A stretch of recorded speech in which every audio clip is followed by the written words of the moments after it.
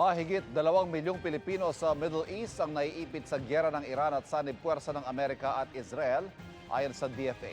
May mga OFW naman na hindi makaalis ang Pilipinas dahil sa mga nakanselang flight. Mula sa NAIA Terminal 3 nakatutok live si Darlene Kai. Darlene. Ivan, daan-daang OFWs ang stranded dito pa lang sa NAIA matapos makansela ang higit 20 international flights papunta sa iba't ibang bansa sa Middle East ayon sa pinakahuling tala ng OWA o Overseas Workers Welfare Administration at Civil Aviation Authority of the Philippines. Binahagi nila sa atin ang kanilang mga pangamba, pati na yung mga Pilipinong naroon mismo sa mga bansa kung saan may gulo ngayon.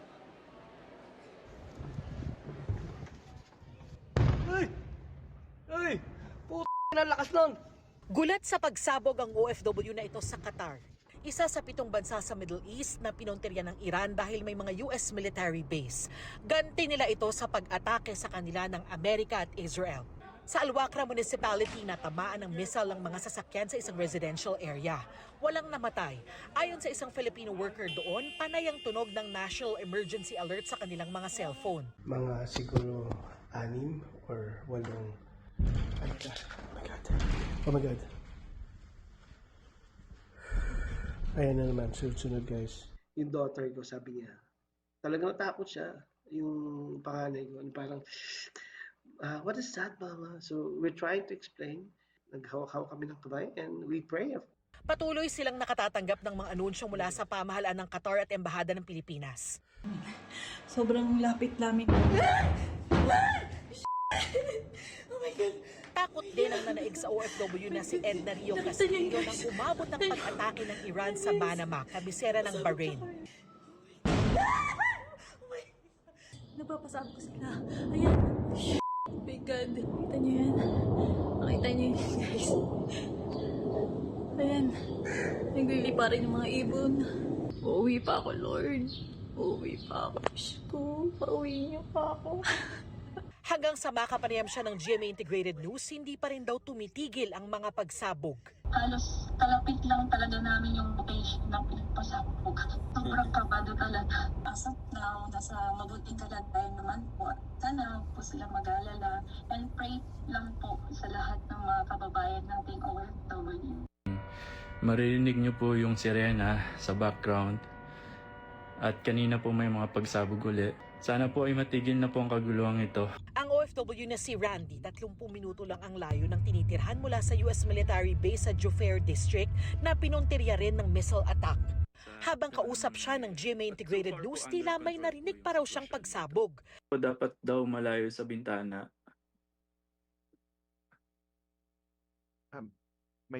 Bakit? May ano? Wala naman. Meron po akong naririnig ulit. Pinag-evacuate na raw ang ilan sa mga katrabaho niyang Pilipino habang naghihintay ng abiso mula sa gobyerno kung kailangang lumikas. Sa isang video message, siniguro ni Pangulong Bongbong Marcos na patuloy ang pagmumonitor ng mga kauni ng embahada at labor attaché sa mga lugar kung saan may kaguluhan. As of 9 o'clock Sunday, wala po tayong natatanggap na report na may casualty na Pilipino. Wala pong Pilipino ang namatay, wala na Pilipino ang nasaktan. At sa ngayon ay patuloy ang aming pag-monitor para tiyakin na nasa magandang kalagayan ang ating mga kababayan sa Middle East. Dagdag ng Pangulo, patuloy niyang binabantayan ang sitwasyon at magbibigay siya ng karagdagang impormasyon na darating sa kanya. Pinag-iingat din ni Vice President Sara Duterte ang mga Pilipinong naninirahan o naglalakbay pa Middle East. Siguraduhin valid at hawak ang inyong mga dokumento at pasaporte. Kung lalo pang lumala ang sitwasyon sa seguridad, maging handa na baguhin ang inyong mga plano anumang oras kung kinakailangan. Sa datos ng DFA Department of Foreign Affairs, may mahigit 2,400,000 Pilipino sa iba't ibang bansa sa Middle East. Ayon sa DFA, inabisuhan na nila ang ating mga embahada sa rehiyon na ipaalam sa mga Pilipino ang emergency hotlines na maaari nilang i-contact. Sabi ni Migrant Workers Secretary Hans Kakdak, nakahanda ang contingency plans ng pamahalaan.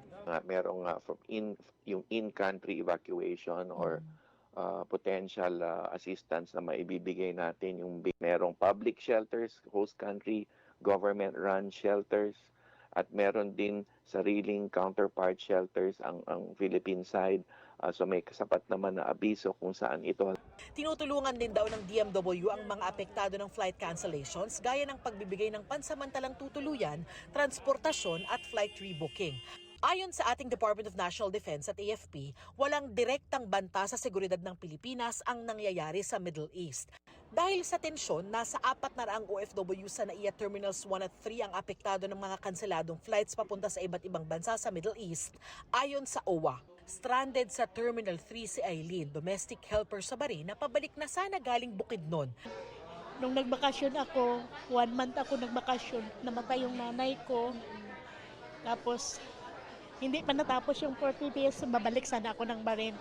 Ito na naman nangyari. Inaalala niya ang kalagayan ng anak na nasa Bahrain. Sa OFW Lounge, no, meron silang pwesto dito, hindi sila pakalat-kalat sa airport. Kahit na yung iba, halos isang araw na dito dahil sa pag-aantay ng anunsyo tungkol sa kanilang mga flights. May pagkain tayo dito, inumin, merong wifi, meron silang pepwestohan, matulugan.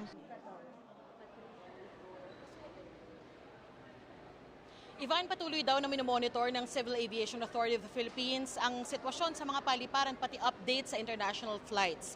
Pero para doon sa mga may biyahe ngayon at sa mga susunod na araw, maigi na rin daw na makipag-ugnayan kayo sa inyong airlines. Yan ang latest mula rito sa NAIA Terminal 3. Balik sa iyo, Ivan. Maraming salamat, Darlene Kai.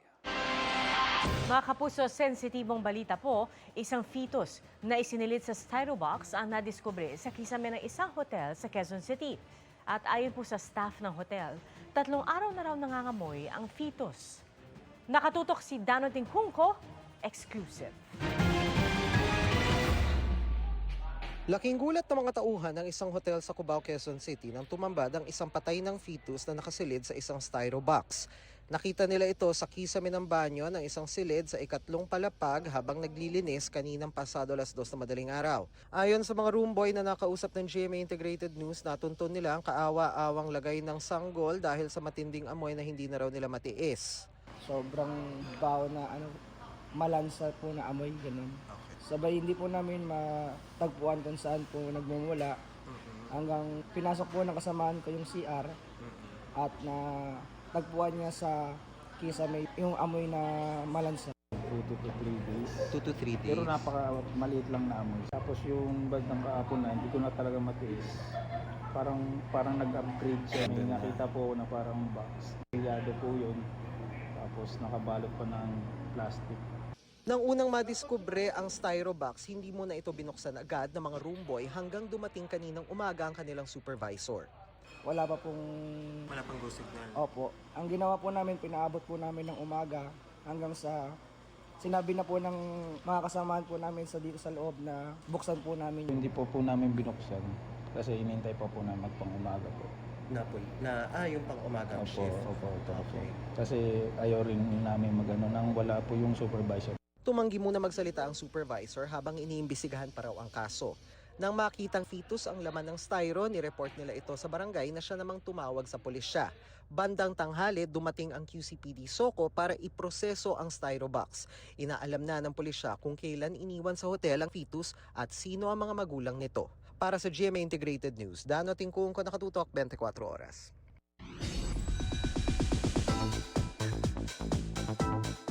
Usap-usapan ang latest entry ni Never Say Die star Jillian Ward sa Big Guy Trend. Kung noong Enero, palaisipan pa kung sino si Big Guy sa kanyang video, ngayon, ni-recreate niya ang Big Guy Trend kasama si Eman Bacosa Pacquiao. Umani agad ng million views ang dance video ng aktres with Eman. Tanong tuloy ng ilan, hard launch na ba ito ng Big Guy ni Jillian? Spotted din ang kapuso actress sa katatapos lang na boxing event ni Eman sa Bohol. Doon ay tinalo ni Eman ang katunggaling Indonesian boxer. Malaki raw ang pasasalamat ni Eman sa suporta ni Jillian na nanood kasama ang kanyang pamilya. Inanunsyo po ng Grupong Tindig Pilipinas na babawiin ito ang impeachment complaint na inihain laban kay Vice President Sara Duterte. Sabi ng grupo na petitioner ng ikalawang impeachment complaint laban sa Vice Presidente, nagdesisyon silang suportahan ang ikatlong impeachment complaint na naglalaman ng kaparehong mabibigat na alegasyon at matibay na ebidensya, gaya po ng kanilang inihain.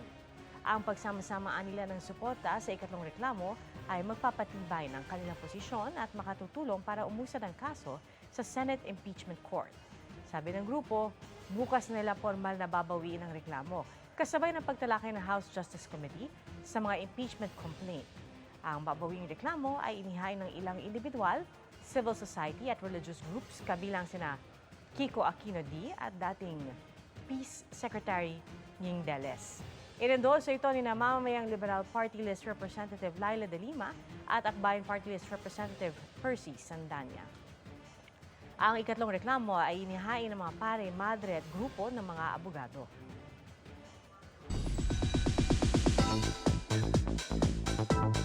Big winners ng PBB Celebrity Collab Edition 2.0 ang kapuso star na si Caprice Cayetano at kapamilya star na si Lela Ford. Alamin sa chika ni Athena Imperial.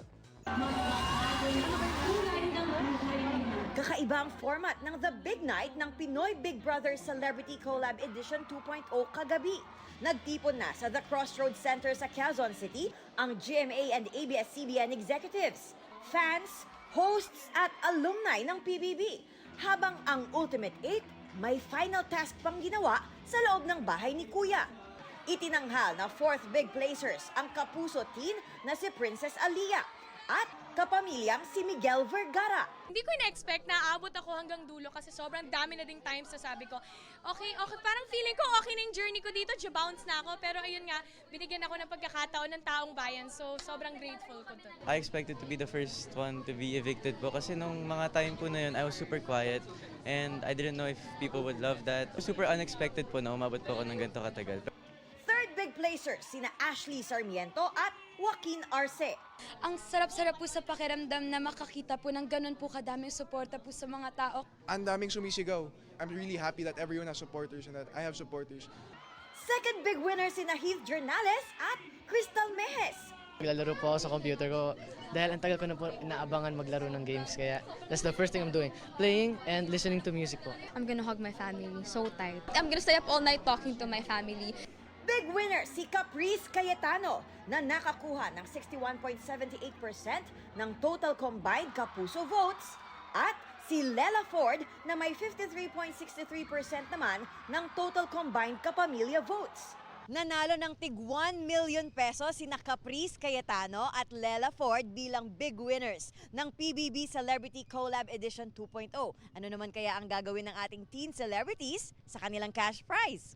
Gusto ko rin po i-save and makapag-help din po sa mga tao na nangangailangan din doon. Ang nasa isip ko po talaga ay yung Little Ark Foundation para sa mga bata po talaga na nangangailangan noon. Natuto po kami mag-FSL inside Kuya's house, so to help the deaf community. Looking forward na ang Ultimate 8 sa reunion with their PBB batchmates at sa future projects nila together. Athena Imperial updated sa Showbiz Happenings! Tagumpay si David Licauco sa kanyang debut sa isang international fitness competition. Makichika tayo kay Aubrey Carampel. Certified Fitspiration and record breaker si Kapuso actor David Licauco matapos magpakitang gilas sa isang international fitness competition sa Taiwan. David finished strong sa men's open division with a total time of 1 hour 7 minutes and 48 seconds. Nakausap namin si David right after the competition sa Taipei. Siya na nga raw ang may hawak ng record for Filipinos na pinakamabilis na sumali sa open division ng event sa Asia. Sa naturang event na sinalihan ng halos 2,000 participants, rank 53 si David overall at rank 19 sa kanyang age group. Rank 1 naman siya out of all Pinoys na sumali sa division niya. Sulit daw ang 1.5 months niyang training para sa kompetisyon. Leading up to this event, nakakatuwa na meron akong i-look forward to, di ba, na para may reason na kung bakit ka nag-training. Kasi I've been training all my life, pero wala namang parang end goal. Yung competitiveness ko, nabubuhay dahil sa sport na to. Challenging nga raw ang ibang workouts, pero tulad daw ng title ng pinagbibidahang Kapuso series. never say die talaga yung yung spirit. Kailangan mo talagang alamin. And siguro yun talaga, yung lack of knowledge sa sport. Yung doon ako nahirapan. Pagbalik sa bansa, back to taping and training si David. Dahil plano rin niyang muling sumali sa Hong Kong leg ng kompetisyon sa Mayo. Joining sa May with Vince Maristella pero doubles. I just don't want to beat the Philippine record but I want to beat everyone. So, siguro sali ako ng ulit, ng open division na solo. And you want to do better sa next. Ang goal ko talaga is maging Elite 15. Aubrey Carampel, updated sa Showbiz sa Atenez.